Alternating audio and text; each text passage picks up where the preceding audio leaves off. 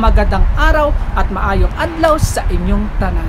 Pag iniisip mo na Saudi Arabia, ito ay napakalawak na disyerto o napakainit na lugar sa parte ng bahagi ng ating mundo.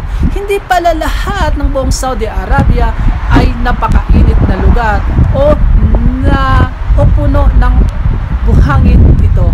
Mayroong parting dito katulad dito sa aking kinatatayuan na halos araw-araw, umaga, tanghali, gabi ay umuulan dito at napakaganda ang klima kasi napakalamig dahil kahit maligo ka ay kailangan mo pa rin ng heater para makapagpaligo ka ng maayos. Andito tayo para kilalanin natin ang mga tumutubo na mga halaman o di kaya mga prutas dito na hindi pa natin nakikita sa iba't ibang bahagi ng parte ng ating mundo o di kaya sa ating bahagi ng parte sa ating bansa sa Pilipinas. Kaya watch to the end at huwag kalimutan mag-subscribe sa aking YouTube channel at mag-like na rin sa aking Facebook page na Johongit Pangit at maraming salamat at tara na!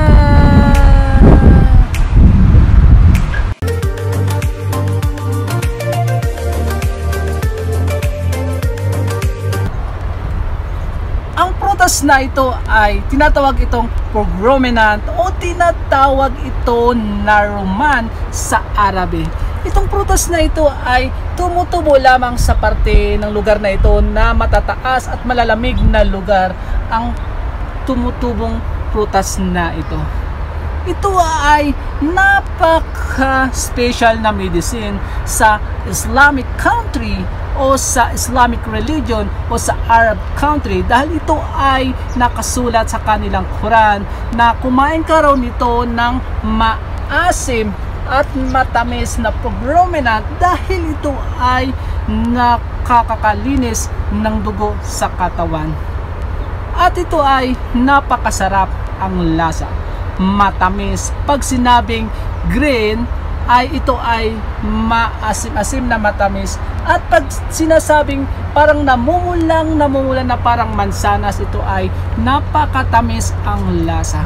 Kaya itong pomegranate ay tumutubo lamang sa matataas na lugar katulad dito sa parte ng Saudi Arabia. Kaya maghanap pa tayo ng ibang prutas na tumutubo dito na parang isang native lamang na siya ay kusang tumutubo sa parte ng bahagi ng matataas na lugar.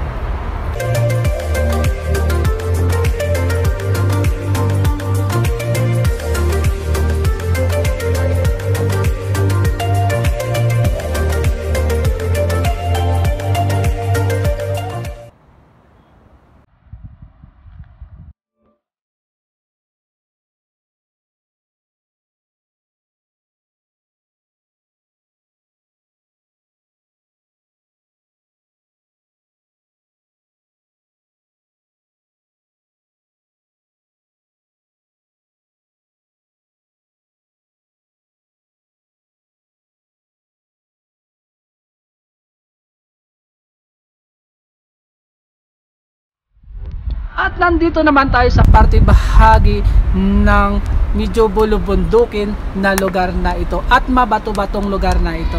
Itong cactus na ito ay hindi basta-basta lamang na ginagawa pang hardin sa ating bahay o ginagawang halaman sa ating bahay.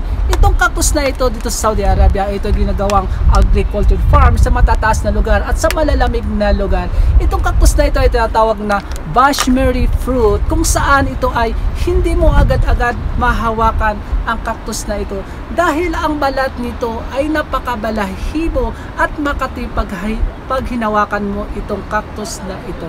Ito ay napakasarap ang lasa at matamis ang lasa at ito ay nakakagamot sa mga diabetes na tao at nakakatanggal ng taba sa katawan at nakakatanggal din sa mga mahilig uminom ng alak o tinatawag na hangover at ito ay nakakagamot din sa sakit ng ngipin.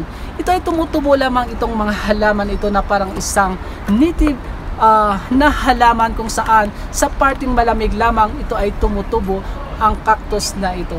At maraming salamat sa pag-subscribe sa aking YouTube channel at mag-like sa aking Facebook page. Ako si Johongit Pangit at sa muli ulit.